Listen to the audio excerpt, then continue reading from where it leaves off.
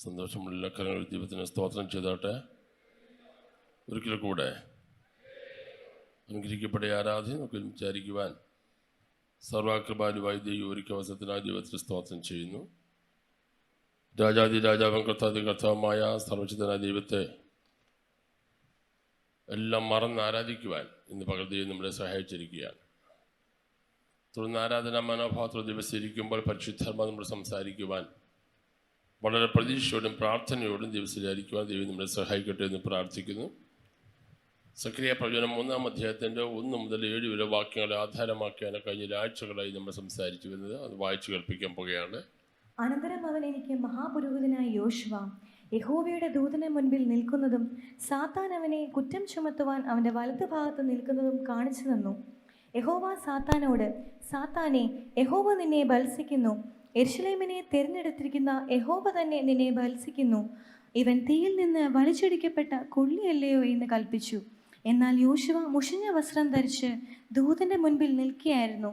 അവൻ തന്റെ മുൻപിൽ നിൽക്കുന്നവരോട്, മുഷിഞ്ഞ വസ്ത്രം അവങ്കൽ നിന്ന് നീക്കിക്കളവീൻ എന്ന് കൽപ്പിച്ചു. പിന്നെ അവനോട്, ഞാൻ നിന്റെ അകൃത്യം നിന്നിൽ നിന്ന് പോക്കിയിരിക്കുന്നു, നിന്റെ ഉത്സവവസ്ത്രം ധരിപ്പിക്കുമെന്ന് അരുളി ചെയ്തു. അവൻ്റെ തലയിൽ വെടിപ്പുള്ളൊരു മുടി വെക്കട്ടെ എന്ന് അവൻ കൽപ്പിച്ചു.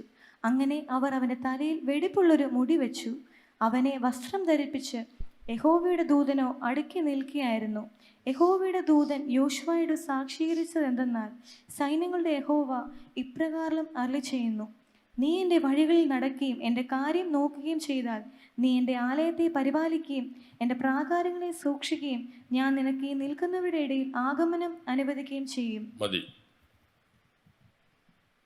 ദിവസത്തിൽ നിൽക്കുന്ന ദേവദാസന്മാരെ കുറ്റം വിധിക്കാൻ നിൽക്കുന്ന സാധാന്യ മണ്ഡലങ്ങൾ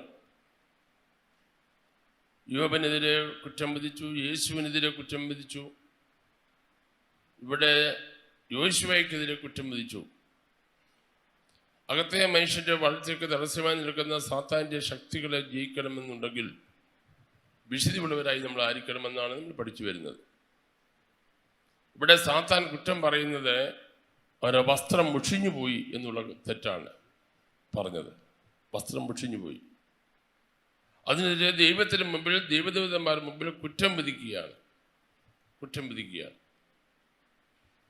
അപ്പോൾ നമ്മുടെ ജീവിതത്തിൻ്റെ എല്ലാ പാതകളിലും നമ്മൾ ശുദ്ധീകരണം പ്രാപിച്ചവരായി, വിശുദ്ധീകരണം പ്രാപിച്ചവരായിരിക്കണമെന്ന് ആഗ്രഹിക്കുന്നു. അകത്തും പുറത്തും, ഹൃദയത്തിൻ്റെ അകത്തെ വിശുദ്ധി കാക്കുന്ന പോലെ തന്നെ പുറത്തും നമ്മുടെ കുടുംബത്തിലും കുടുംബജീവിതത്തിലും എല്ലാം ശുദ്ധീകരിക്കപ്പെട്ട അനുഭവങ്ങൾ നമുക്കുണ്ടാകണം. അതിനെക്കുറിച്ച് നമ്മൾ കഴിഞ്ഞ ദിവസങ്ങളൊക്കെ വിശദമായി ചിന്തിക്കാനിടയായി തീർന്നു. അപ്പോൾ കഴിഞ്ഞ ആഴ്ച നമ്മൾ ചിന്തിക്കാനിടയായി തീർന്നത്, ഉടുപ്പ് മലിനമാകാത്ത കുറച്ചു പേര് എനിക്ക് സർദീസിലുണ്ട് എന്ന് ദൈവത്തിൻ്റെ ആത്മാവ് യോഹന്നാനെ കൂടെ പറഞ്ഞതാണ്. സഭയ്ക്കകത്ത് എല്ലാവരുമല്ല, കുറച്ചുപേര്. എല്ലാവരും എഴുതേണ്ടത് ഇങ്ങനെയായിരുന്നു, സർദീസിലെ സഭ എഴുതുക, ആ സഭയിലുള്ള എല്ലാവരും ഉടുപ്പ് മലിനമാകാത്തവരാണെന്നായിരുന്നു എഴുതേണ്ടത്. പക്ഷെ പരിശുദ്ധമായി എഴുതിയിരിക്കുന്നു, കുറച്ചു പേരേ ഉള്ളൂ. ഒത്തിരി പേര് യോഗത്തിന് വരും, പക്ഷെ അതിനകത്തൊരു സെലക്ഷൻ. കുറച്ചു പേരിൽ ഒരാളാകാൻ ദൈവം നമ്മളെ സഹായിക്കട്ടെ. യുദ്ധം ചെയ്യാനായി ഗിദിയോന്റെ കൂടെ ധാരാളം ആളുകൾ വന്നു. പക്ഷെ ദൈവം പറഞ്ഞു, അവരെ എനിക്ക് വേണ്ട. ഇതിനകത്തൊരു ക്രീമുണ്ട്. പാല് കടയുമ്പോൾ, അഥവാ തൈര് കടയുമ്പോൾ അതിനകത്തൊരു ക്രീമുണ്ട്, അതാ നെയ്യ്. അത് പെട്ടെന്ന് കിട്ടുന്നതല്ല, അത് കടഞ്ഞെടുക്കുന്നതാണ്. ദൈവത്തിൻ്റെ ആത്മാവ് സഭയ്ക്കകത്ത് വരുമ്പോൾ ഇതിനകത്തുനിന്ന് ക്രീം വേണം. ഒരു സെലക്ഷൻ ഇതിനകത്തുണ്ട്. ദൈവത്തിന് സ്തോത്രം.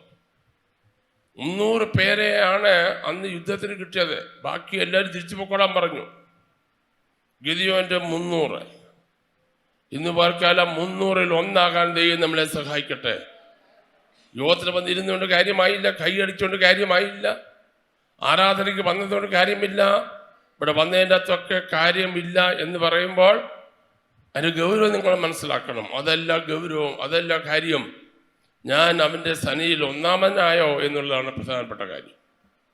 കഴിഞ്ഞ ആഴ്ചക്കാലത്ത് എൻ്റെ ജീവിതത്തിൽ എൻ്റെ ഉടുപ്പ് മലിനമായിട്ടുണ്ടോ? മലിനമായിട്ടുണ്ടെങ്കിൽ അതിനെ ശുദ്ധീകരണം പ്രാപിക്കണം. രാവിലെ ഷർട്ട് ഇട്ടിട്ട് അത് വൈകിട്ടാകുമ്പോൾ അവത്തിൽ കറയോ അവത്തെ ചെളിയോ ഉണ്ടെങ്കിൽ അത് ആ ഷർട്ട് കത്തിച്ച് കളയുകയല്ല ചെയ്യുന്നത്, അത് നമ്മൾ വീണ്ടും അലക്കി ഉപയോഗിക്കുക. ഇതുപോലെ ദൈവസേന വരുമ്പോൾ കഴിഞ്ഞ കാലത്തെ ജീവിതത്തിൽ വന്ന പാളിച്ചകൾ ദൈവത്തോടെ ഏറ്റു പറഞ്ഞിട്ട് ശുദ്ധീകരിക്കപ്പെട്ട അനുഭവങ്ങൾ ഉണ്ടാകണമെന്ന് ദൈവം ആഗ്രഹിക്കുകയാണ്. അതുകൊണ്ട് ഇന്ന് വാൽക്കാലത്തെ ആരാധന പങ്കെടുക്കുമ്പോൾ കർത്താവേ, എൻ്റെ ഉടുപ്പ് മലിനമായ എന്തെങ്കിലും അനുഭവങ്ങൾ എൻ്റെ ജീവിതത്തിലുണ്ടോ? ദൈവത്തിന് നിനക്ക് മാത്രം അറിയാവുന്ന ചില രഹസ്യങ്ങളുണ്ട്, പക്ഷേ അത് അറിയുന്ന ഒരു സാത്താനുമുണ്ടെന്ന് ഓർത്തോണം. ദൈവത്തിന് മുമ്പിൽ നിൽക്കാൻ വരുമ്പോൾ യോശുവയെ കൈ ചൂണ്ടി പറയുകയാണ്, അവൻ ഇട്ടിരിക്കുന്ന വസ്ത്രം മുഷിഞ്ഞ വസ്ത്രമാണ്. ആന്തരികമായ വിശുദ്ധിയും പുറമേയുള്ള വിശുദ്ധിയും നമ്മൾ ഒരുപോലെ പാലിക്കണമെന്ന് ദൈവത്തിൻ്റെ വചനം ശക്തമായി സംസാരിക്കുന്നു. ഇന്ന് നിങ്ങളുമായി സംസാരിക്കാൻ ആഗ്രഹിക്കുന്നത് അതുമായി ബന്ധപ്പെട്ട മറ്റൊരു വചനമാണ്. 1 തിമോത്തിയോസ് 2 അധ്യായത്തിൻ്റെ 8 മുതൽ 11 വരെയുള്ള വാക്യങ്ങൾ വായിച്ചു കേൾപ്പിക്കുന്നതാണ്. ഒന്നുകൂടെ പറയുന്നു. 1 തിമോത്തിയോസ് 2 അധ്യായത്തിൻ്റെ വായിച്ചോട്ടെ. ആകയാൽ 8 മുതൽ. ആകയാൽ പുരുഷന്മാർ എല്ലായിടത്തും കോപവും വാഗ്വാദവും വിട്ടകന്ന് വിശുദ്ധ കൈകളെ ഉയർത്തി പ്രാർത്ഥിക്കണമെന്ന് ഞാൻ ആഗ്രഹിക്കുന്നു. അവണ്ണം സ്ത്രീകളും യോഗ്യമായ വസ്ത്രം ധരിച്ച് ലജ്ജാശീലത്തോടും സുബോധത്തോടും കൂടെ തങ്ങളെ അലങ്കരിക്കണം. പിന്നിയ തലമുടി, പൊന്ന്, മുത്ത്, വിലയേറിയ വസ്ത്രം എന്നിവ കൊണ്ടല്ല, ദൈവഭക്തിയെ സ്വീകരിക്കുന്ന സ്ത്രീകൾക്ക് ഉചിതമാകുവണ്ണം സൽപ്രവൃത്തികളെ കൊണ്ടത്രേ അലങ്കരിക്കേണ്ടത്. സ്ത്രീ മൗനമായിരിക്കുന്നു, പൂർണ്ണ അനുസരണത്തോടു കൂടെ പഠിക്കട്ടെ. മൗനമായിരിക്കാനല്ലാതെ ഉപദേശിപ്പാനോ പുരുഷന്റെ മേൽ അധികാരം നടത്തുവാനോ ഞാൻ സ്ത്രീയെ അനുവദിക്കുന്നില്ല. ആദാം ആദ്യം നിർമ്മിക്കപ്പെട്ടു, പിന്നെ ഹൗവ. ആദാമല്ല, സ്ത്രീ അത്രേ വഞ്ചിക്കപ്പെട്ടു ലംഘനത്തിൽ അകപ്പെട്ടത്. എന്നാൽ വിശ്വാസത്തിലും സ്നേഹത്തിലും വിശുദ്ധീകരണത്തിലും സുബോധത്തോടെ പാർക്കുന്നുവെങ്കിൽ അവൾ മക്കളെ പ്രസവിച്ച് രക്ഷ പ്രാപിക്കും. അപ്പോസ്തലൻ പൗലോസ് തിമോത്തിയോസിന് ലേഖനം എഴുതുമ്പോൾ എന്ത് ചെയ്യണം എന്ത് ചെയ്യണ്ട എന്ന് എഴുതുകയാണ്.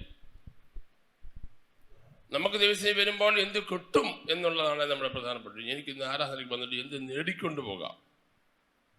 ദൈവം ചോദിക്കുന്നത്, നീ എനിക്ക് വേണ്ടി എന്ത് ചെയ്യുമെന്നാണ് ദൈവം ചോദിക്കുന്നത്.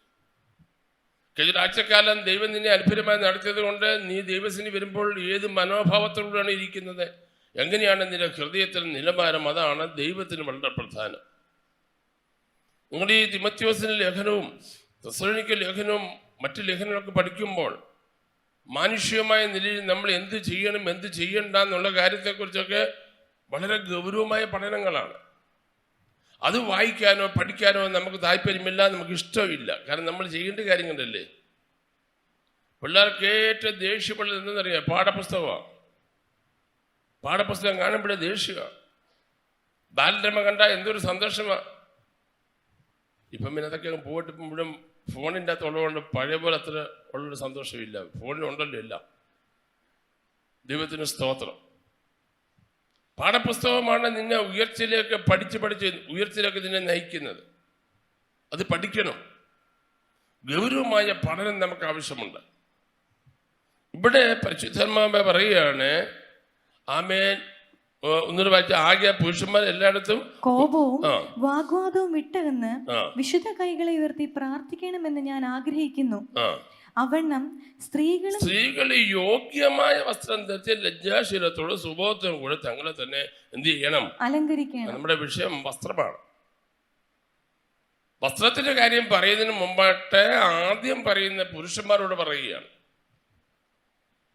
എന്താണ് പുരുഷന്മാരോട് പറഞ്ഞിരിക്കുന്നത്? പുരുഷന്മാരെ എല്ലായിടത്തും കോപവും വാഗ്വാദവും വിട്ടകന്ന് വിശുദ്ധ കൈകളെ ഉയർത്തി പ്രാർത്ഥിക്കണമെന്ന് ആഗ്രഹിക്കുന്നു. അപ്പൊ സഹോദരന്മാരെ കാര്യം പറയുമ്പോൾ ആദ്യം പറയുന്നത് കോപം മാറ്റണമെന്ന്. എന്താ മാറ്റണം? പറ. നമ്മൾ ശുദ്ധീകരിക്കപ്പെടാൻ പോകണം, വചനത്തിലൂടെ കയറാൻ പോകുകയാണ്. ഇത്തരത്തിലോ മുഖവര പറഞ്ഞതാണ്. ഇനി ആ കാര്യത്തിൽ കിടക്കുന്നത് പുരുഷന്മാരുടെ കാര്യം ആദ്യം പറഞ്ഞിട്ട് ആ സ്ത്രീകളുടെ കാര്യം പറയുന്നത്. ആകയാൽ പുരുഷന്മാരെല്ലായിടത്തും, സ്ത്രീകളാരും പറയണ്ട, പുരുഷന്മാർ ബാക്കി പറഞ്ഞോട്ടെ. സ്ത്രീകളാരും പറയണ്ട, പുരുഷന്മാർ പറഞ്ഞോട്ടെ. സ്ത്രീകൾ പറയുന്ന ഭാഗം വരുമ്പോൾ നിങ്ങളോട് പറയിപ്പിക്കുക. അത് വലുതായിട്ട് പഠിച്ചിട്ടിരുന്ന് പോകാനൊക്കത്തുള്ളൂ, അതാ വിഷയം. പുരുഷന്മാർ പറഞ്ഞാട്ടെ. ആകയാൽ പുരുഷന്മാർക്ക് ഇത്ര ശബ്ദമുള്ളോ? ബൈബിളോട്ടൊന്ന് നോക്കിയിട്ട് വാക്യമൊന്ന് ഉറക്കുമെന്ന് പറഞ്ഞേ. സ്ത്രീകൾ പറയല്ലേ? പുരുഷന്മാർ പറഞ്ഞാട്ടെ. ആകയാൽ പുരുഷന്മാർ എവിടെ എവിടെ എവിടെ ഉറക്കെ പറഞ്ഞേ. എല്ലായിടത്തും. വീട്ടില്, ജോലി സ്ഥലത്ത്, ഡ്രൈവ് ചെയ്യുമ്പോൾ, ഡ്രൈവിങ് പഠിപ്പിക്കുമ്പോൾ, എല്ലായിടത്തും എന്ത് വേണം? ബസ്സിൽ കയറുമ്പോൾ, ബസ്സിൽ നിന്ന് ഇറങ്ങുമ്പോൾ, വീട്ടിൽ സംസാരിക്കുമ്പോൾ, സ്വകാര്യ സംഭാഷണങ്ങളിൽ ഭാര്യയോട് സംസാരിക്കുമ്പോൾ, ഭർത്താവിനോട് സംസാരിക്കുമ്പോൾ, പിള്ളേരോട് സംസാരിക്കുമ്പോൾ, എല്ലാവരും പറഞ്ഞ് എല്ലായിടത്തും. ഉറക്കെന്ന് പറഞ്ഞ് അങ്ങോട്ട് കേൾക്കുന്നില്ലല്ലോ ഇന്ന് അങ്ങോട്ട്. നിങ്ങൾ എന്തിനാ ഇങ്ങനെ മൗനമായിട്ടിരിക്കുന്നത് എനിക്കറിയാം. നിങ്ങളെ ലൈവായാലേ എനിക്കിന്ന് പ്രസംഗിക്കാനൊക്കത്തുള്ളൂ. ഇതിൽ നിന്ന് നമ്മുടെ അകത്ത് കയറിയേ ഞാനിവിടെ നിൽക്കത്തുള്ളൂ. ദൈവത്തിന് സ്തോത്രം. കാറും വീടും ഒക്കെ പ്രാർത്ഥിച്ച് നമുക്ക് പിന്നെ മേടിക്കാം. ഇനി ഒന്ന് ശരിയായിട്ട് വായിച്ചാൽ മതി. ദൈവത്തിന് സ്തോത്രം. പുരുഷന്മാരെല്ലായിടത്തും. ഉറക്കെ പറഞ്ഞ് എല്ലായിടത്തും. ആ പുറയിരിക്കുന്ന വെളിയിലിരിക്കുന്ന അച്ഛന്മാരൊക്കെ ഒന്ന് പറഞ്ഞ് എല്ലായിടത്തും. ഉറക്കെ ഒന്ന് പറഞ്ഞ്. കാർപ്പോച്ചിരിക്കുന്ന ഒരു കാര്യമാണ് പറയുന്നു. ഉറക്കെ ഒന്ന് ഇവിടെ മുമ്പ് മാത്രം പറഞ്ഞാൽ പോരാ, പുറകിലൊക്കെ ഒന്ന് പറഞ്ഞ് ഉറക്കെ പറഞ്ഞ് ബാക്കിൽ എനിക്കിവിടെ കേൾക്കണം. എല്ലായിടത്തും പുരുഷന്മാരെ എല്ലായിടത്തും. ഒന്നാമത്തെ ക്വാളിഫിക്കേഷൻ പറയാണ്. എന്താണ്? കോപം. എല്ലായിടത്തും കോപം, വാഗ്വാദവും വിട്ടകളും. അപ്പൊ കോപത്തോടുകൂടി ചേർന്ന് നിൽക്കുന്ന കോപത്തിന്റെ നേരെയാളെ അനിയനാണ് ആര്? വാഗ്വാദം. തർക്കിച്ച് സംസാരിക്കുക, ഞാൻ മാത്രം ജയിക്കണം, അതിൻ്റെ പേരാണ് വാഗ്വാദം. ഞാൻ പിടിച്ച മുയലിന് 2 കൊമ്പ്, അതാണ് വാഗ്വാദം. അപ്പൊ കോപിക്കുമ്പോൾ അഡീഷണൽ ആയിട്ട് ഉണ്ടാകുന്ന ഒരു ഗിഫ്റ്റാണ് എന്ത്? ഉറക്കെയുള്ള സംസാരം. നമ്മളൊക്കെ ഒത്തിരി സംസാരിച്ചിട്ട് അയ്യോ സംസാരിക്കണ്ടില്ലായിരുന്നു അല്ലേ, അങ്ങനെ ചിന്തിച്ചില്ല. അയ്യോ വെറുതെ അന്നേരത്തെ ദേഷ്യത്തിൽ അങ്ങ് പറഞ്ഞു പോയതാ, അതാ കോപം. അപ്പൊ ആദ്യം കോപം വരാതിരിക്കാൻ നോക്കണം. കോപം വരാതിരിക്കാനായിട്ട് വലിയ ബുദ്ധിമുട്ടാണ്, വലിയ പ്രയാസമാണ്. ഒരു സന്യാസിയോട് ചോദിച്ചു ദേഷ്യമുണ്ടോ എന്ന് ചോദിച്ചു. സന്യാസി പറഞ്ഞു ഇല്ലെന്ന് പറഞ്ഞു. വീണ്ടും ശിഷ്യൻ ചോദിച്ചു സന്യാസി ദേഷ്യമുണ്ടോ? ഇല്ലടാ. വീണ്ടും ചോദിച്ചു സന്യാസി ദേഷ്യമുണ്ടോ? ഇല്ലെന്നല്ലടാ പറഞ്ഞേ. അപ്പൊ 3 പ്രാവശ്യം അടുപ്പിച്ച് ചോദിച്ചാൽ എന്തുണ്ടാകും? പറ. ദേഷ്യം ഉണ്ടാകും, മനുഷ്യരല്ലേ, ദേഷ്യം ഉണ്ടാകും. അതുകൊണ്ട് ദേഷ്യപ്പെടാൻ ഒരു ബുദ്ധിമുട്ടുമില്ല, ദേഷ്യപ്പെടാതിരിക്കാനാ ബുദ്ധിമുട്ട് കേട്ടോ. ചില ആളുകൾ വാ തുറന്നാൽ എപ്പോഴും മനുഷ്യനെ ഇറിറ്റേറ്റ് ചെയ്യുന്ന വാക്കുകളെ പറയത്തുള്ളൂ. അവരങ്ങ് പഠിച്ചു വെച്ചിരിക്കുക. ഒരു സോഫ്റ്റായി സംസാരിക്കാൻ അറിയത്തില്ല. എപ്പോഴും നമ്മൾ ഹാബിറ്റേറ്റ് ചെയ്യേണ്ടത്, നമ്മൾ പ്രാക്ടീസ് ചെയ്യേണ്ടത് ചൂടാകാനല്ല, ദേഷ്യപ്പെടാനല്ല, ദേഷ്യപ്പെടാതിരിക്കാനാണ്. ചിലർക്ക് പറഞ്ഞു കേട്ടിട്ടില്ല, അയ്യോ എന്തൊരു പക്വതയോടെ സംസാരിക്കുന്നത്, എന്തൊരു പാകതയോടെ സംസാരിക്കുന്നത്. തെറ്റിദ്ധരിക്കില്ല, പല വീടുകളിലെ ആളുകൾ ദേഷ്യപ്പെടാൻ കാര്യം ആ വീട്ടിൽ ആരെങ്കിലും ഒരാൾ അമിതമായി ദേഷ്യപ്പെടുന്ന ആളുണ്ടായിരിക്കും. ആ ആളെ ചുറ്റിപ്പറ്റി എല്ലാം നിൽക്കുന്നത്. ആ ആള് ദേഷ്യപ്പെട്ടിരിക്കുമ്പോൾ അതിൻ്റെ അസിസ്റ്റന്റ് ദേഷ്യപ്പെടും, അതിൻ്റെ 3rd അസിസ്റ്റന്റ് അതിൻ്റെ പുറകെ. ഞങ്ങളുടെ വീട്ടിലൊരു ജേഡനുണ്ട്, ജിബിൻ്റെ മോൻ. എന്തേലും ഞാനല്ല പറഞ്ഞ്, മുട്ടേന്ന് വിരിഞ്ഞിട്ടില്ല. അമ്മ ഞാനല്ല അമ്മ പറഞ്ഞ്. ഞങ്ങളുടെ ഉണ്ടായിട്ട് ശാന്തമായിട്ടിരിക്കുക. അല്ല ഇങ്ങനെയൊക്കെ മൂളിക്കൊണ്ടിരിക്കും. അവൻ്റെ ഉള്ള കപ്പാസിറ്റിയിൽ അവൻ ചൂടാകുക. എല്ലാ മനുഷ്യർക്കും അവരേതായൊരു കപ്പാസിറ്റി ഉണ്ട് ചൂടാകുന്നതിൻ്റെ അകത്ത്. പക്ഷേ ഒരാൾ ചൂടായാൽ അതിൻ്റെ പുറകെ എല്ലാവരും ചൂടാകും. അതാണ് വീടിൻ്റെ അന്തരീക്ഷം. ഒരു വീടിൻ്റെ അന്തരീക്ഷം കളയുന്നത് ആ വീട്ടിൽ ഒരാളായിരിക്കും.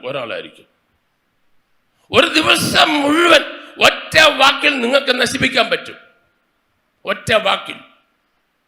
പക്ഷെ ഒറ്റ വാക്കിൽ നിനക്ക് ആ വീടിനെ നേടാൻ ഒക്കും. എന്തുവാ പകർക്കാൽ ഞാൻ പറയട്ടെ, കൃപ ചോരുന്ന ഒരു വാക്കും നിങ്ങളുടെ വായി വരാൻ പാടില്ല. അന്യഭാഷ പറയുന്ന വായിൽ, സ്തോത്രം പറയുന്ന വായിൽ, കൈയടിക്കുന്ന നിന്റെ ശരീരത്തിൽ നിന്ന് ആമേൻ മറ്റുള്ളവർക്ക് അപമാനം വരുത്തുന്ന ഒന്നും ഉണ്ടാകാൻ പാടില്ല. ക്രമീകരിക്കണം. ഇന്ന് പകൽ പറയുന്നു, കോപം വിട്ടകലണം. ഇന്ന് ഭൂമിയിൽ ഉണ്ടായിരിക്കുന്ന ഏത് പ്രതിസന്ധിയുടെയും 80% കാരണം കോപ സ്വഭാവമാണ്. കോപം വന്നു കഴിയുമ്പോൾ അതിന് മേളിൽ സംസാരം വരും, വാഗ്വാദം ഉണ്ടാവും, അങ്ങോട്ടും ഇങ്ങോട്ടുമുള്ള തർക്കങ്ങളുണ്ടാകും. തർക്കങ്ങളാണ് കത്തിക്കുത്തി കലാശിക്കുന്നത്, തർക്കങ്ങളാണ് അടിപിടിയിൽ കലാശിക്കുന്നത്, തർക്കങ്ങളാണ് കൊലപാതകത്തിൽ കലാശിക്കുന്നത്, തർക്കങ്ങളാണ് ആമേൻ ജയിലുകൾ എത്തിക്കുന്നത്. നിസ്സാര വാക്കിന്റെ പേരിൽ പറഞ്ഞ വാക്കുകളെ കൊണ്ട് 10, 40, 30 വർഷം ജയിലിൽ കിടക്കുന്ന പുള്ളികളുണ്ട്. നമ്മൾ വിചാരിക്കും അവരെല്ലാം വലിയ കൊലപ്പുള്ളികൾ. അങ്ങനെയല്ല. ഒരു ദുർബല നിമിഷത്തിൽ പറഞ്ഞ ഒരു കൊച്ചു വാക്കിന്റെ പുറത്തുണ്ടായ പരിണിത ഫലങ്ങളാണ് ഒരു ആയുസ് മുഴുവൻ ജയിലിലാക്കി കളഞ്ഞത്.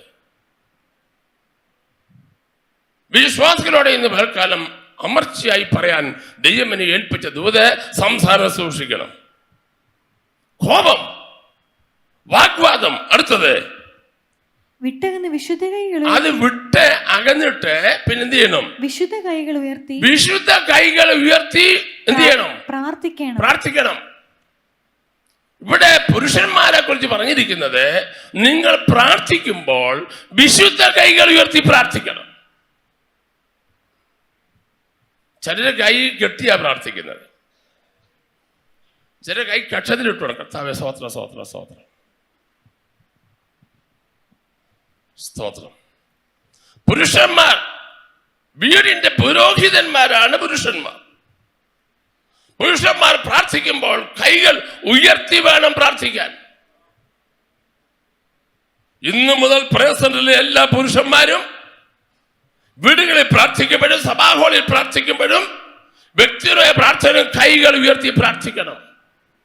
പൊന്നു പാസ്റ്ററെ, കൈ എത്ര നേരമാ ഉയർത്തിപ്പിടിക്കുന്ന? അത്രയും ഉയർത്തണ്ട, പകുതി താത്തി വെച്ചോ, കുഴപ്പമില്ലല്ലോ. കൈകൾ ഉയർത്തി പ്രാർത്ഥിക്കുക. എന്താണ് കൈ ഉയർത്തുന്നതിനുള്ള ഗുണങ്ങൾ? ഒന്നാമത്തെ കാര്യം, ദൈവത്തിലുള്ള ആശ്രയം കാണിക്കുന്നത്. ഞാൻ കീഴ്പ്പെടുന്നു എന്നാണ് എൻ്റെ അർത്ഥം.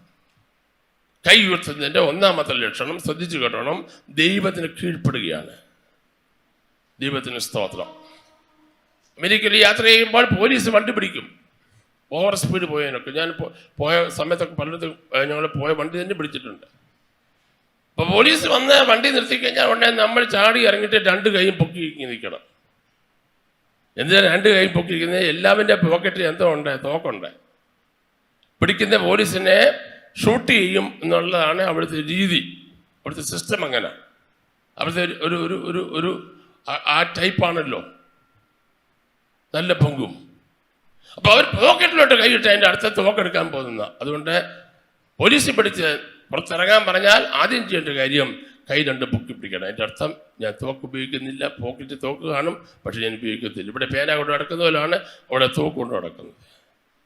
അതിൻ്റെ അർത്ഥം ഇത്രയേ ഉള്ളൂ, സറണ്ടർ ചെയ്യുക. ദൈവത്തിനെ പ്രാർത്ഥിക്കാൻ പറ്റുന്ന ദൈവത്തിൻ്റെ പേരിൽ ഒന്നാമത് ചെയ്യേണ്ടത് അവന് കൈ ഉയർത്തണം. ദൈവമേ, ഞാൻ അങ്ങേക്ക് സറണ്ടർ ചെയ്യുന്നു. നമ്മുടെയൊക്കെ ഒരു ഭാവം കണ്ടാൽ നമ്മൾ ഏതാണ്ട് വലിയ ആളുകളാണെന്നും ദൈവം എങ്ങോട്ട് വേണേലും ഇങ്ങോട്ട് തന്നോട്ടെ എന്നുള്ള നിലയിലല്ല. ദൈവം ആരാന്ന് അറിഞ്ഞു വേണം ദൈവത്തോട് പ്രാർത്ഥിക്കാനായിട്ട്.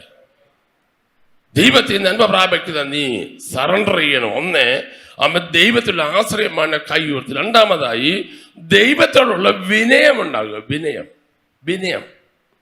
ഒരിക്കലും ദൈവത്തെ പ്രാർത്ഥിക്കാൻ വരുമ്പോൾ അഹങ്കാരികളാകരുത്.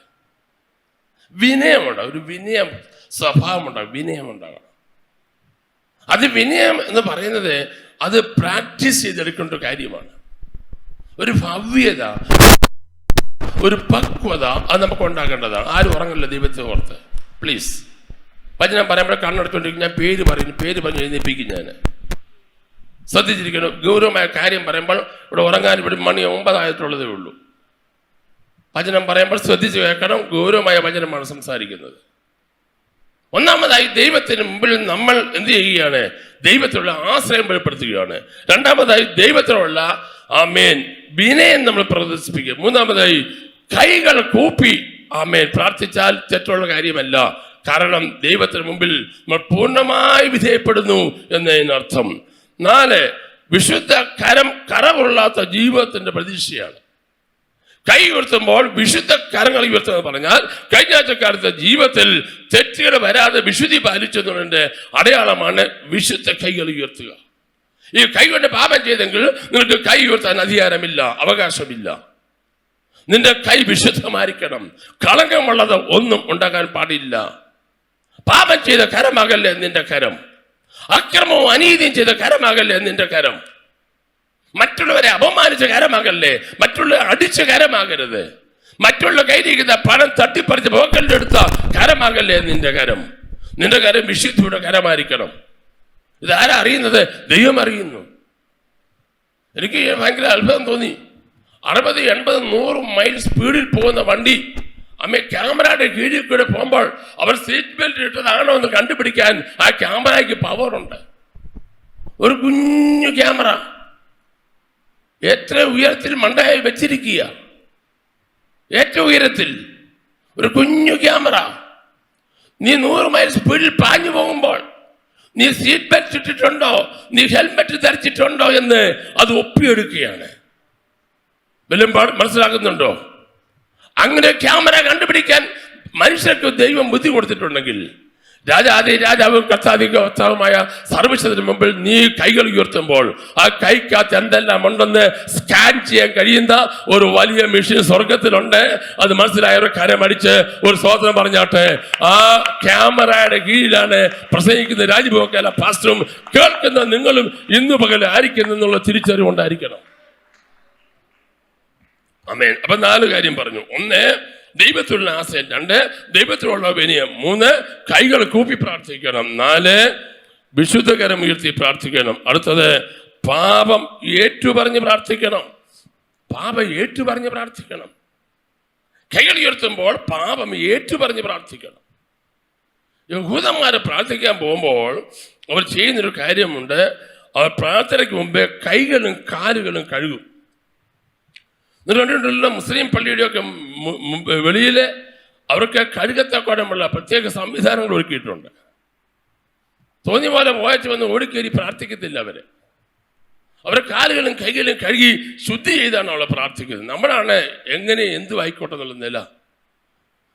അകത്തെ ശുദ്ധീകരണം പ്രാപിച്ച പോലെ പുറത്തെ ശുദ്ധീകരണം ഉണ്ടായിരിക്കണം. നമ്മുടെ പ്രാർത്ഥനകൾ പരിപാവനമായിരിക്കണം, ദൈവത്തിന് ചേർന്നതായിരിക്കണം. അത് ദൈവം പ്രത്യേകമായി ശ്രദ്ധിക്കും. അപ്പോൾ പുരുഷന്മാർ വാഗ്വാദവും പെട്ടെന്ന് വിശുദ്ധകളെ ഉയർത്തി പ്രാർത്ഥിക്കുന്നത് ഞാൻ ആഗ്രഹിക്കുന്നു. അപ്പോൾ പുരുഷന്മാരുടെ കാര്യം അവിടെ കൊണ്ട് തീർന്നില്ല. ബാക്കി പിന്നെ വരുന്നുണ്ട്. അതിപ്പം പറയാൻ സമയമില്ല. എല്ലാം കൂടെ പറയാൻ ഈ 3/4 മണിക്കൂറിന് എവിടെ സമയം കിട്ടാനാണ്? ഇതൊക്കെ വിശദമായി പറഞ്ഞാലേ ഇത് അകത്തോട്ട് കയറത്തുള്ളൂ. ഇനി നമ്മുടെ സഹോദരിമാരുടെ കാര്യമാണ് എനിക്കിന്ന് വളരെ പ്രധാനപ്പെട്ട കാര്യമായിട്ടിരിക്കുന്നത്. അവർ ഇത്രയും നേരം സന്തോഷത്തോടെ ഇരിക്കുക. ആ കുടുക്ക് പാസ്റ്ററെ അവരൊക്കെ ഒന്ന് ഏക്കട്ടെ.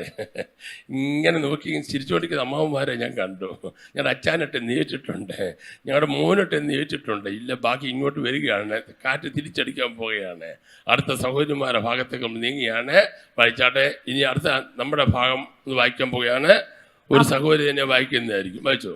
അവണ്ണ സ്ത്രീകളും യോഗ്യമായ വസ്ത്രം ധരിച്ച് ലജ്ജാശീലത്തോടും സുബോധത്തോടും കൂടെ തങ്ങളെ അലങ്കരിക്കണം. ആകെ സ്ത്രീകളും യോഗ്യമായ വസ്ത്രം ധരിക്കണം. എന്നിട്ട് ലജ്ജാശീലത്തോടും സുബോധത്തോടും കൂടെ തങ്ങളെ എന്ത് ചെയ്യണം? അലങ്കരിക്കണം.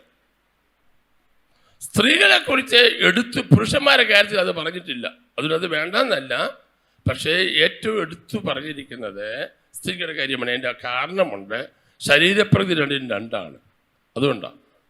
പുരുഷന്റെ ശരീരപ്രകൃതി അല്ല സ്ത്രീയുടെ ശരീരപ്രകൃതി. അപ്പോൾ അതിനനുസരിച്ച് ഡ്രസ് കോഡുകളെ ഭംഗിയാക്കണമെന്ന് അപ്പോസ്തലനായ പൗലോസ് വ്യക്തമായി പറയുകയാണ്. അതുകൊണ്ട് എന്താ പറയുന്നത്? അവണ്ണ സ്ത്രീകളും യോഗ്യമായ വസ്ത്രം ധരിച്ച് പിന്നെ ലജ്ജാശീലത്തോടും സുബോധത്തോടും കൂടെ തങ്ങളെ തന്നെ എന്ത് ചെയ്യണം? അലങ്കരിക്കണം. അതിൻ്റെ ഞാൻ വളരെ പെട്ടെന്ന് ഇതൊക്കെ ഒത്തിരി നേരം പറയേണ്ടതാണെങ്കിൽ ഞാൻ പെട്ടെന്ന് നിങ്ങൾക്ക് പറയുകയാണ്. എല്ലാ നിലയിലും മാന്യതയും യോഗ്യതയും പുലർത്തുന്ന ഡ്രസ്സായിരിക്കണം നമ്മുടേത്. മറ്റൊരാൾ കാണുമ്പോൾ ഞാൻ കാണുന്നതല്ല, എനിക്ക് പലതും നല്ലതായിട്ട് തോന്നും.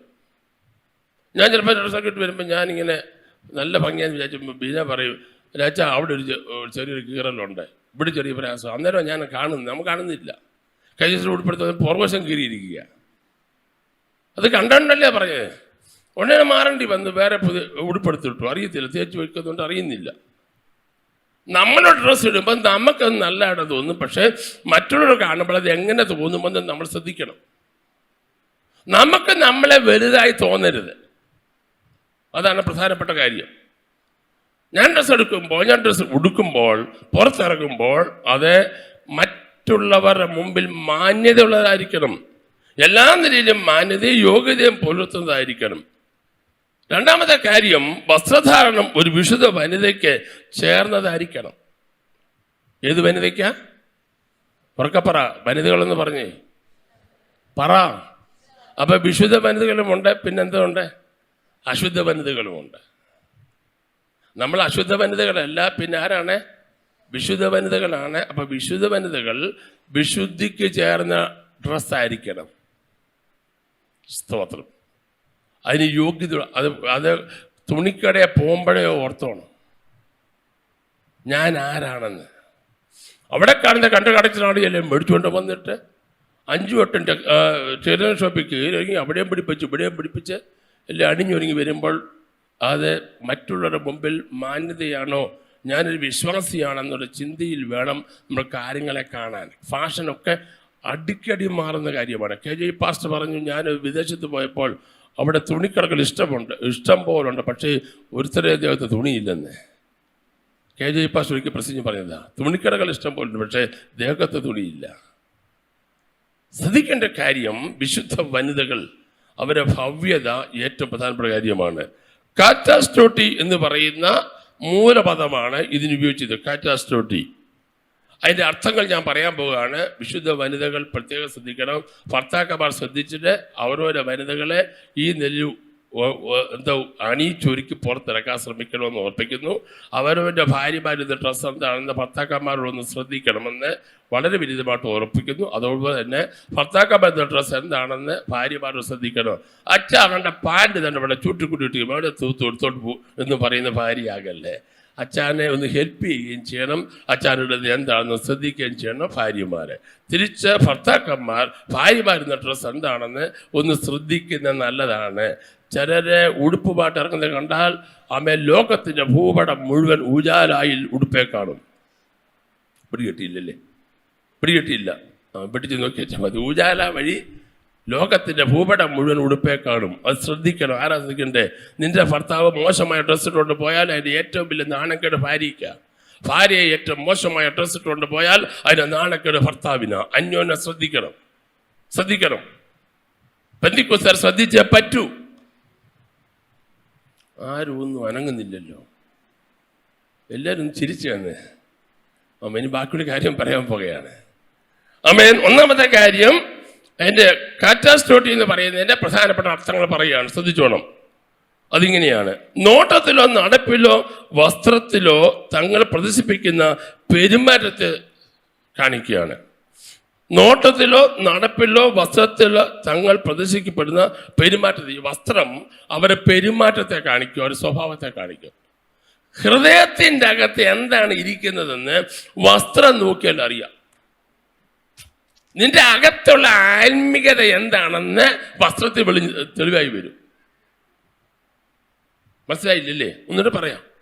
നിന്റെ ഡ്രസ് കോഡ് കണ്ടാൽ അറിയാം നീ ആരാണെന്ന്. ഉണ്ണിയെ കണ്ടാൽ അറിയാം ഊരിലെ പറ. ഇതൊക്കെ ആദ്യം കേൾക്കുവാണോ? അല്ലല്ലോ, നിങ്ങൾ ഇതൊന്നും ഒന്ന് അകത്തോടെ കയറാൻ വേണ്ടി ഇടയ്ക്ക് പറയുന്നേ ഉള്ളൂ. സ്തോത്രം. നിന്റെ ഹൃദയത്തിന്റെ കണ്ണാടിയാണ് മുഖം, പക്ഷെ അതുപോലെ തന്നെ അതിൻ്റെ മറ്റൊരു കണ്ണാടിയാണ് നിന്റെ ഡ്രസ്സ്. ചില ആളുകൾ വളരെ പണം ചെലവാക്കി ഡ്രസ്സുകൾ മേടിക്കും, പക്ഷേ മനുഷ്യരുടെ മുമ്പിൽ കൊണ്ടു നടക്കാൻ പറ്റാത്ത ഡ്രസ്സാണ് മേടിക്കുന്നത്. ദൈവത്തിന് സ്തോത്രം. നോട്ടത്തിലോ നടപ്പിലോ വസ്ത്രത്തിലോ തങ്ങൾ പ്രദർശിപ്പിക്കുന്ന പെരുമാറ്റത്തെ സൂചിപ്പിക്കുകയാണ്.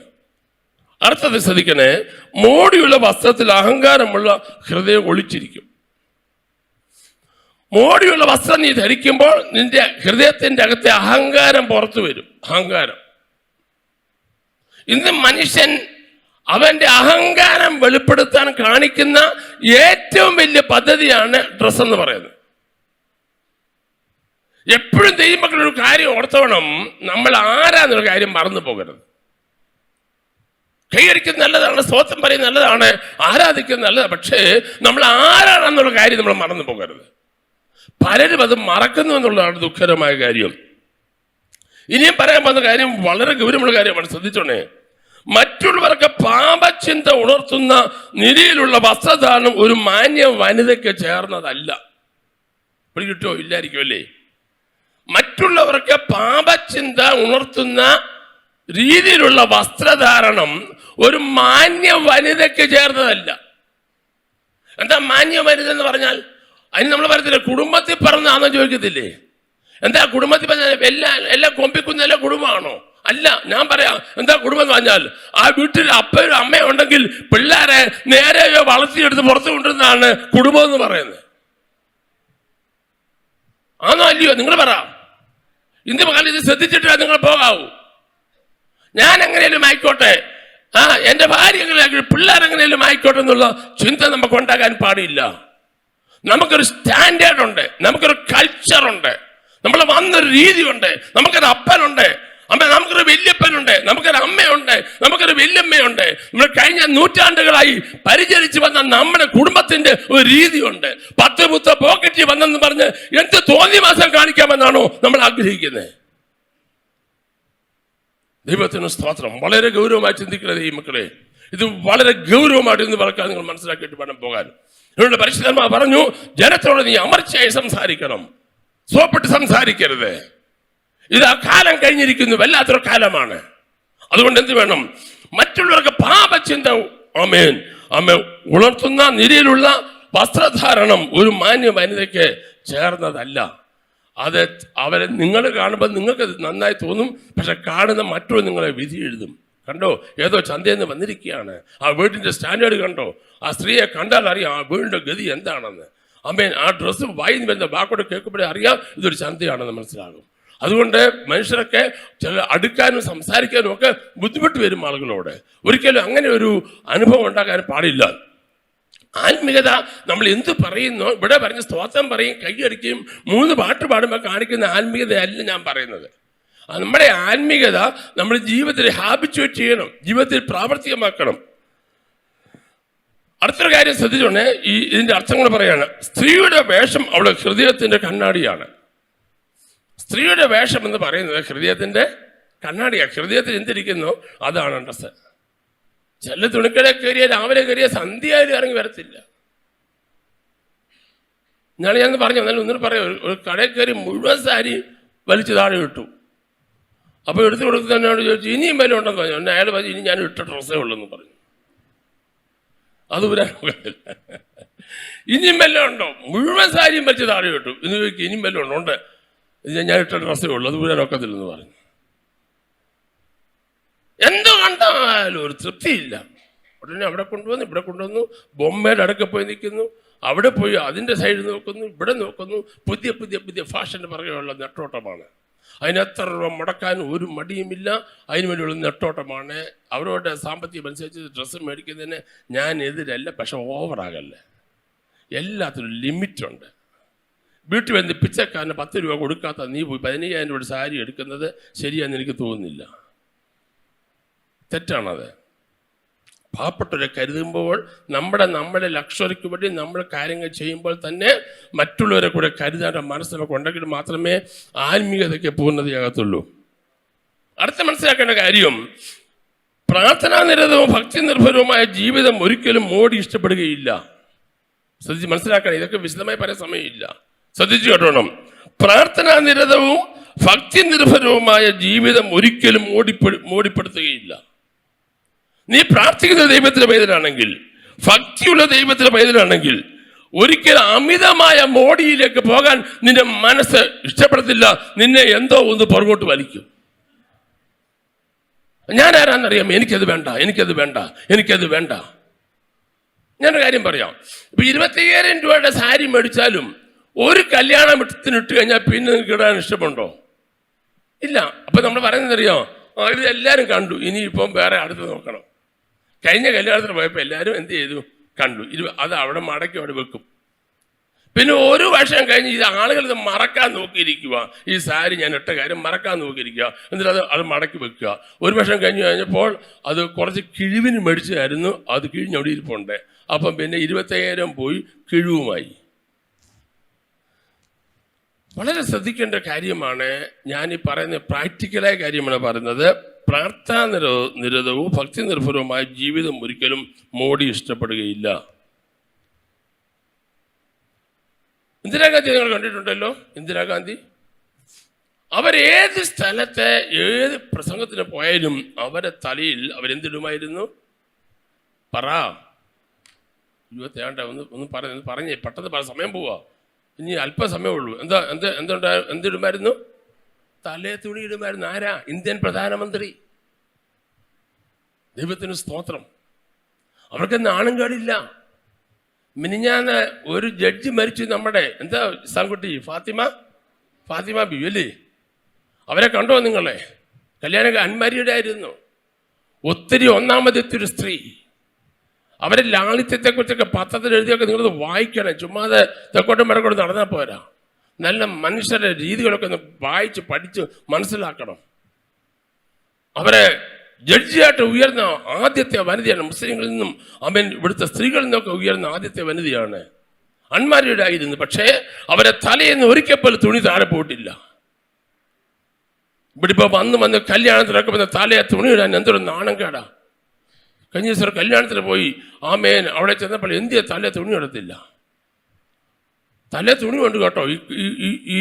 ഈ തുണിയുടെ ഈ മുടിയുടെ അടി കൂടി താഴോട്ട് കുരങ്ങന്റെ വാല് പോലെ ഇട്ടിരിക്കുക. അത് നിലത്തിലോട്ട് ഒന്ന് ഉള്ളുന്നുണ്ട്, പക്ഷെ തലയിലില്ല. ഞാൻ അനുഗ്രഹിച്ച് പ്രാർത്ഥിച്ചു. ഞാൻ പറഞ്ഞു തലേ തുണി ഇടാൻ പറഞ്ഞു. തുണി ഇട്ടു, തലേ തുണി ഇട്ടിട്ട് ഞാൻ പ്രാർത്ഥിച്ചു. ദൈവത്തിന് സ്തോത്രം. ഇതാരും പറഞ്ഞു കേൾക്കുക. സ്ത്രീകളോട് പറയേണ്ട കാര്യമല്ല, തലേ തുണി ഇടുന്നത് പറയേണ്ട കാര്യമല്ല. ഒരു ഭവ്യതയുടെ അടയാളമാണ്. മുസ്ലിം പെൺകുട്ടികൾ സ്കൂളിൽ പോകുമ്പോൾ നിങ്ങൾ കണ്ടിട്ടുണ്ടോ? സ്ലൈഡ് കുത്തിയല്ലേ? അല്ല, ആന്ന കുഞ്ഞുങ്ങൾ നിങ്ങൾ പറ, സ്കൂളിൽ പോകുമ്പോൾ സ്ലൈഡ് കുത്തിയാണ് അവർ വരുന്നത്, തുണിയിട്ട്. ആന്നോ അല്ലയോ? പറ, എന്നാ വേണ്ടായിരിക്കുന്നത്? അന്നു നമുക്കൊരു കൾച്ചർ, നമുക്കൊരു രീതി, നമ്മുടെ രീതി നമുക്ക് മാറ്റാൻ പാടില്ല. ഏറ്റവും ഭവ്യതയുള്ള ലൈഫായിരിക്കണം. ദൈവത്തിന് സ്തോത്രം. പ്രാർത്ഥനാ നിരതവും ഭക്തി നിർഭരവുമായ ജീവിതം ഒരിക്കലും മോഡി ഇഷ്ടപ്പെടുന്നില്ല. ദൈവത്തിന് സ്തോത്രം. ഇന്തോനേഷ്യയിൽ ഇന്ദിരാഗാന്ധി ചെന്നപ്പോൾ അവിടെ രാജാവ് അവിടെ ഒരു പാർട്ടി അറേഞ്ച് ചെയ്തു. പാർട്ടി അറേഞ്ച് ചെയ്തിട്ട് അവിടുത്തെ രാജാവും അവിടുത്തെ അണികളും എല്ലാം ചേർന്ന് അന്നത്തെ കാലത്ത് ഡാൻസ് ചെയ്യുന്നൊരു പരിപാടിയുണ്ട്. അപ്പം ഇന്ദിരാഗാന്ധി അങ്ങനെ വിളിച്ചു, നമുക്ക് ഒരുമിച്ച് ഡാൻസ് ചെയ്യാം എന്ന് പറഞ്ഞ് ക്ഷണിച്ചപ്പോൾ ആ സ്ത്രീ പറഞ്ഞ മറുപടി, ഡാൻസ് എനിക്കിഷ്ടമാണ്, നിങ്ങളുടെ രാജ്യം എനിക്കിഷ്ടപ്പെട്ടു, പക്ഷെ ഞാൻ ഇവിടെ ഡാൻസ് ചെയ്യത്തില്ല. കാരണം ഞാൻ ഇവിടെ ഡാൻസ് ചെയ്യുന്നത് ഞങ്ങളുടെ ഇന്ത്യക്കാർ അവിടെ നിന്ന് കണ്ടാൽ എനിക്കല്ല നാണം കേട്, ഇന്ത്യക്കാണ് നാണം കേട്. പിടികിട്ടോ? ഇല്ലായിരിക്കും അല്ലേ? ഞാനിവിടെ വന്ന് ഈ ഡാൻസ് കോപ്രായം കാണിച്ചാൽ, ഞാൻ നാട്ടിൽ വെച്ചെന്നാൽ അത് എനിക്കല്ല നാണം കേട്. ഇന്ത്യക്ക് അപമാനം ഉണ്ടാക്കുന്ന കാര്യം ഞാൻ ചെയ്യത്തില്ല. വസ്ത്രധാരണ രീതികളിലും നമ്മൾ സ്റ്റാൻഡേർഡ് പുലർത്തുന്നില്ല എങ്കിൽ അത് നിങ്ങൾക്കല്ല നാണക്കേട്, നിങ്ങളുടെ വീട്ടുകാർക്കല്ല, നമ്മുടെ സഭയ്ക്കാണ് നാണക്കേട്. ദൈവത്തിന് ദൈവനാമത്തിന് മഹത്വമല്ലാത്ത നിലയിൽ നമ്മളായിത്തീരും. അപ്പം ദൈവനാമത്തിന് അപമാനം ഉണ്ടാകുന്ന ഒരു കാര്യവും നമ്മുടെ ജീവിതത്തിൽ ഉണ്ടാകാൻ പാടില്ല എന്ന് അവിടെ പറഞ്ഞിരിക്കുകയാണ്. പിന്നെ പറഞ്ഞിരിക്കുന്നു, പിന്നെ തലമുടി, പൊന്നെ, മുത്ത്, വിജയേരി വസ്ത്ര എന്നിവ കൊണ്ടല്ല ദൈവഭക്തിയെ സ്വീകരിക്കുന്ന സ്ത്രീകൾക്ക് ഉചിതമായ മണ്ണ് സൽപ്രവൃത്തികളെ കൊണ്ടത്രേ അലങ്കരിക്കേണ്ടത്. അപ്പോൾ പിന്നെ തലമുടി, പൊന്നെ, മുത്ത്, വിജയേരി വസ്ത്രം എന്നിവ കൊണ്ടല്ല ദൈവഭക്തിയെ സ്വീകരിക്കുന്ന സ്ത്രീകൾക്ക് ഉചിതമായ മണ്ണോ സൽപ്രവൃത്തികൾ കൊണ്ടത്രേ അലങ്കരിക്കേണ്ടത്. അപ്പോൾ ഒരു സ്ത്രീ അലങ്കരിക്കേണ്ടത് ഇവിടെ പേര് പറഞ്ഞ സംഭവങ്ങളല്ല, പിന്നെന്താണ്? ദൈവഭക്തി. എന്താണ് ഇവിടെ ഇങ്ങനെ എടുത്തു പറയാൻ കാര്യം? ആഭരണങ്ങളിൽ അനേക ദേവീദേവന്മാരുടെയും ഭൂതങ്ങളുടെ രൂപം കൊത്തിവെച്ചിട്ടുണ്ട് അന്നത്തെ കാലത്ത്.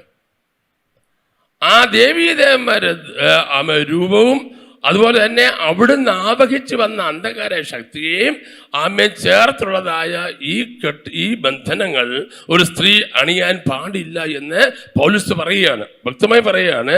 പിന്നിയ തലമുടി, പൊന്ന്, മുത്ത്, വിലയേറിയ വസ്ത്രം എന്നുകൊണ്ടല്ല ദൈവഭക്തിയെ സ്വീകരിച്ച സ്ത്രീകൾക്ക് ഉചിതവണ്ണം സൽപ്രവർത്തികളെ കൊണ്ടാണ് നമ്മൾ നടക്കേണ്ടത്. നിന്റെ ദേഹത്ത് അണിയുന്ന അമിതമായ കാര്യങ്ങളല്ല നിന്നെ വലുതാക്കുന്നത്. നീ നിന്നെ തന്നെ അണിയിക്കേണ്ടത് എന്തുകൊണ്ടാ? സൽപ്രവൃത്തി കൊണ്ടാണ്. അപ്പൊ സൽപ്രവൃത്തികൾ കൊണ്ട് നമ്മളെ അണിയിക്കണം. സൽപ്രവൃത്തികൾ നമ്മുടെ ജീവിതത്തിൽ വന്നില്ല എങ്കിൽ അത് ദൈവത്തിന് അപമാനമായി മാറും. ശ്രദ്ധിച്ചേക്കണേ, സാത്താൻ അവകാശം പറയുന്ന ഒരു കാര്യവും നിന്റെ ശരീരത്തിൽ ഉണ്ടാകാൻ പാടില്ല, നിന്റെ പേരയ്ക്കകത്ത് ഉണ്ടാകാൻ പാടില്ല, നിന്റെ ലോക്കറിൽ ഉണ്ടാകാൻ പാടില്ല, നിന്റെ ഫ്രിഡ്ജിന്റെ അകത്ത് ഉണ്ടാകാൻ പാടില്ല. മദ്യപാനി സ്വർഗരാജ്യം അവകാശമാക്കത്തില്ലെന്ന് ദൈവത്തിന് വചനം പറഞ്ഞിരിക്കുമ്പോൾ, എനിക്ക് പണ്ട് ആർമിയിലായിരുന്നു, അവിടെ കുപ്പി കിട്ടുമെന്ന് പറഞ്ഞ് അത് മേടിച്ചുകൊണ്ട് ഫ്രിഡ്ജ് വെക്കാനും അത് കച്ചവടം ചെയ്യാനും പെന്തിക്കോസ്തുകാരാ നിന്നെ അനുവദിച്ചിട്ടില്ല. ഒറ്റ കുഞ്ഞ് അനങ്ങുന്നില്ലല്ലോ.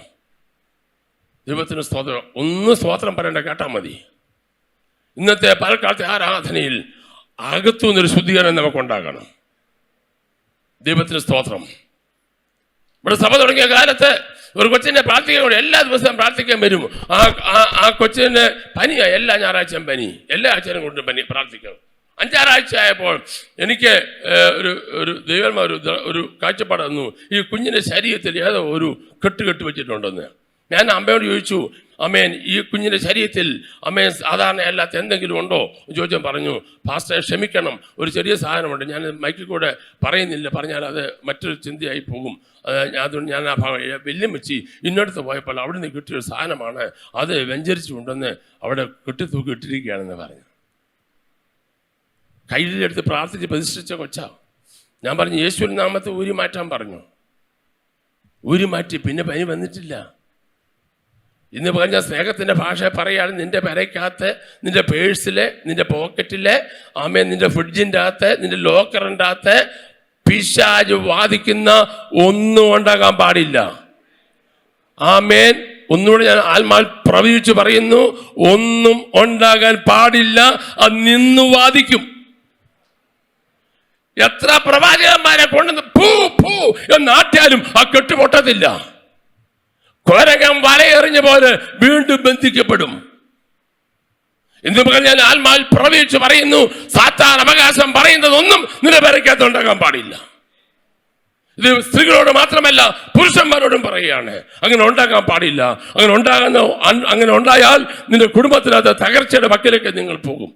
ഒത്തിരി ഉദാഹരണം എനിക്ക് പറയണം. കഴിഞ്ഞ 50 വർഷക്കാലത്തെ ക്രിസ്തീയ ജീവിതത്തിൽ എടുത്തു പറയേണ്ട ഒത്തിരി ഉദാഹരണങ്ങളുണ്ട്, ചരിത്രങ്ങളുണ്ട്. പക്ഷേ ഇത് റെക്കോർഡ് ചെയ്യുന്നൊരു മെസ്സേജ് ആയതുകൊണ്ടും പബ്ലിക്ക് പോകുന്നതുകൊണ്ടും അത് പരസ്യമായി പറയാൻ എനിക്ക് ബുദ്ധിമുട്ടുണ്ട്. ഒരു കാര്യം ഞാൻ ഉറപ്പോടെ പറയാം, സാത്താൻ അവകാശം പറയുന്നത് ഒന്നും നിന്റെ ശരീരത്തിൽ ഉണ്ടാകാൻ പാടില്ല. അവിടെ കിട്ടുന്ന ഓതി അവിടെ കെട്ടി, ഇവിടെ കിട്ടുന്ന ഓതി അവിടെ കെട്ടി, അമ്പലത്തിൽ നിന്ന് കൊണ്ടുവന്ന് ഇങ്ങോട്ട് കഴിച്ചു, അവിടെ നിന്ന് കൊണ്ടുവന്ന് അകത്ത് കെട്ടി, അരിഞ്ഞാണത്തെ കെട്ടി, അവിടെ കെട്ടി, ഇവിടെ കെട്ടി, ഇവിടെ തൂക്കി, ചെവിയെ തൂക്കി, കഴുത്തെ തൂക്കി, തൂക്കി നടക്കുക. കെട്ടുപൊട്ടുന്നുമില്ല. ഇന്ന് മുതൽ യേശുവിന്റെ നാമത്തിൽ പറയുന്നു, സാത്താൻ അവകാശം പറയുന്ന എല്ലാ ബന്ധനങ്ങളെയും ഇന്ന് മുതൽ യേശുവിന്റെ നാമത്തിൽ അഴിച്ചു പ്രാർത്ഥിക്കുമ്പോൾ ദൈവത്തിന്റെ വിടുതലും അത്ഭുതവും നിന്റെ ശരീരത്തിൽ നടക്കും. കൈകൾ ചോറയ്ക്ക് സ്തോത്രം പറഞ്ഞാട്ടെ.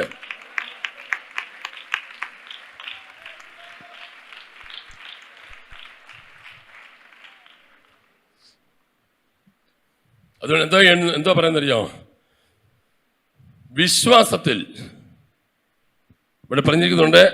അതിന്റെ അവസാനത്തെ വാക്യം, എന്നാൽ വിശ്വാസത്തിലും സ്നേഹത്തിലും വിശുദ്ധീകരണത്തിലും സുബോധത്തോടെ പാർക്കുന്നു എങ്കിൽ മക്കളെ പ്രസവിച്ച് രക്ഷപ്പെടും. അപ്പോൾ സ്ത്രീക്ക് ഇങ്ങനെ മാന്യ വനിതകൾക്ക് ലഭിക്കേണ്ടതായ 4-5 കാര്യം. ഒന്ന്, വിശ്വാസം ഉണ്ടായിരിക്കണം. എന്ത് വേണം?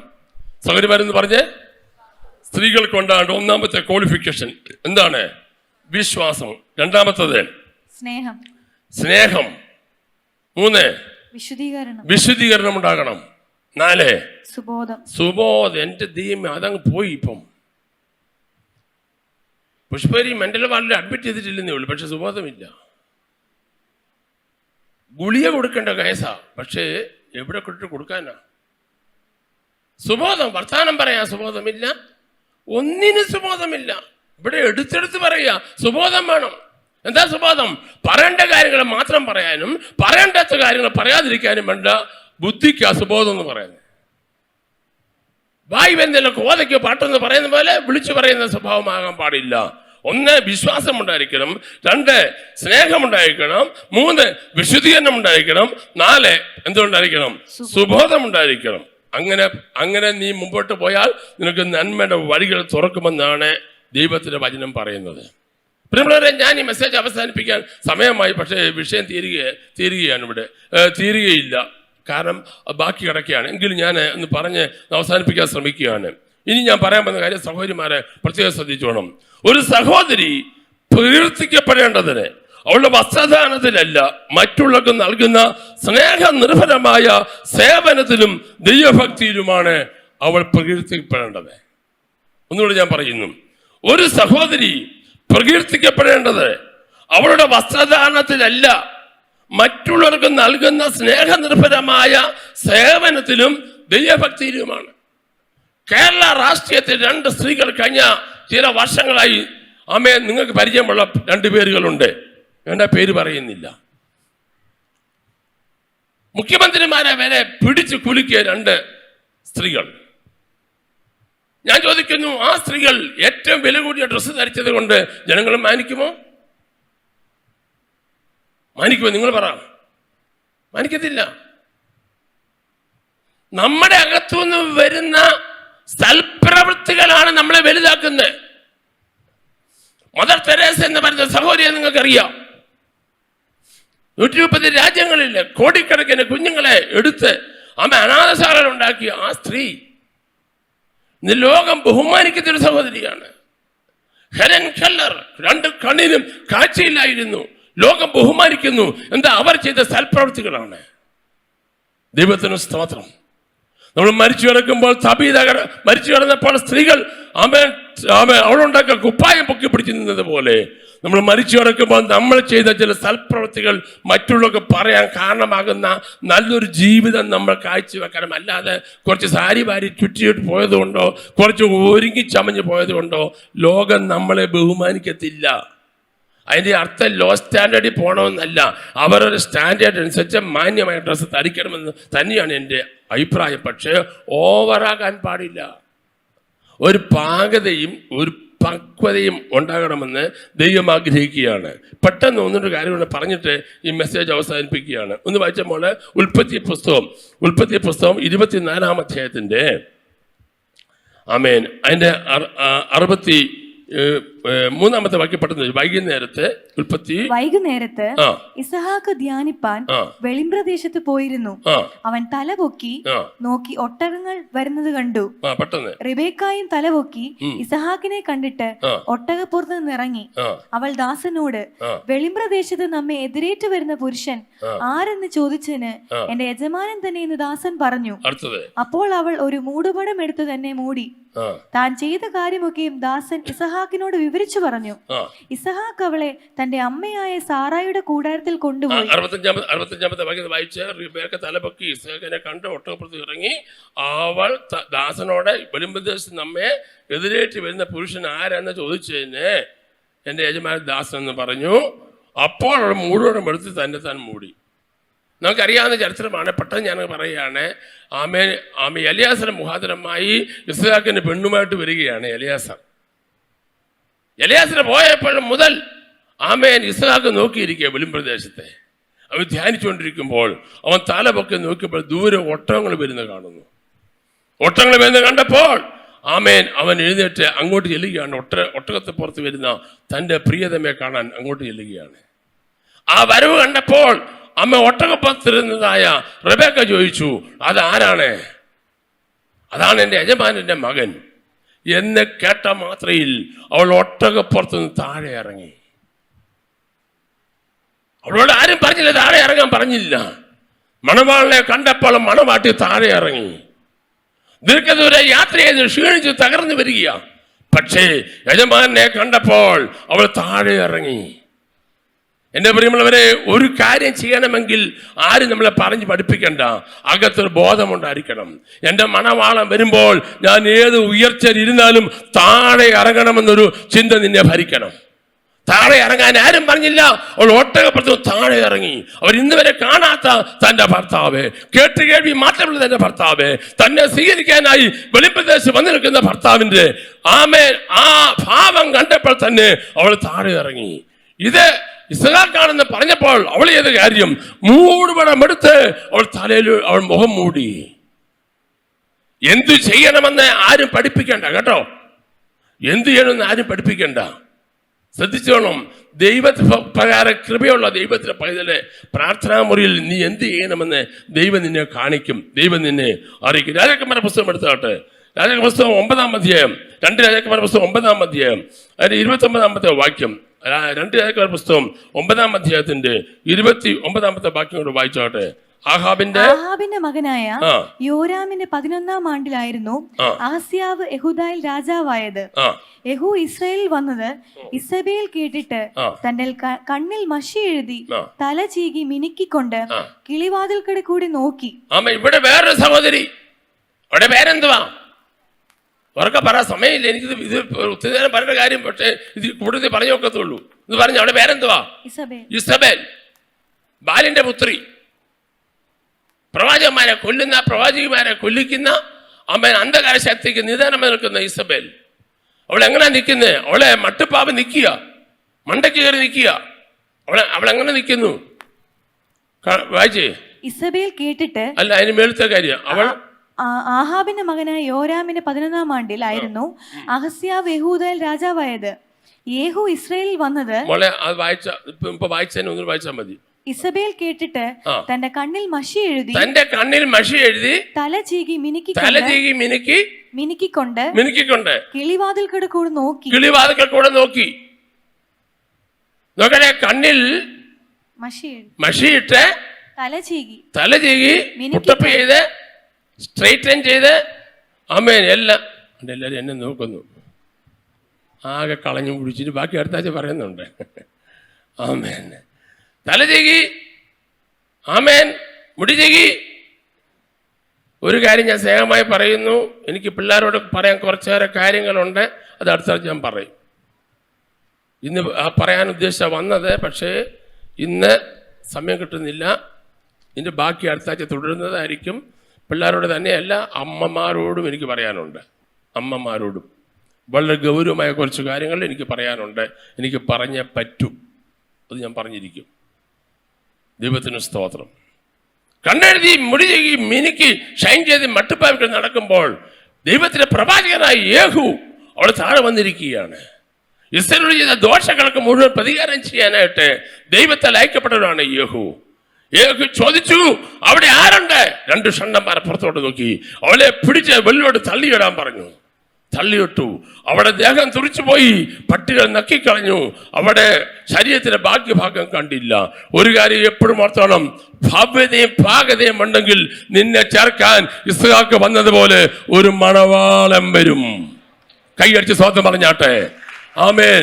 പക്വതയും പാകതയും ഉണ്ടെങ്കിൽ, താഴ്മയും വിനയം ഉണ്ടെങ്കിൽ, ഒട്ടകപ്പുറത്തു നീ താഴെ ഇറങ്ങുമെങ്കിൽ, നിന്റെ മുഖം മൂടുമെങ്കിൽ, നിന്നെ സ്വീകരിക്കുവാൻ ആത്മമണവാളൻ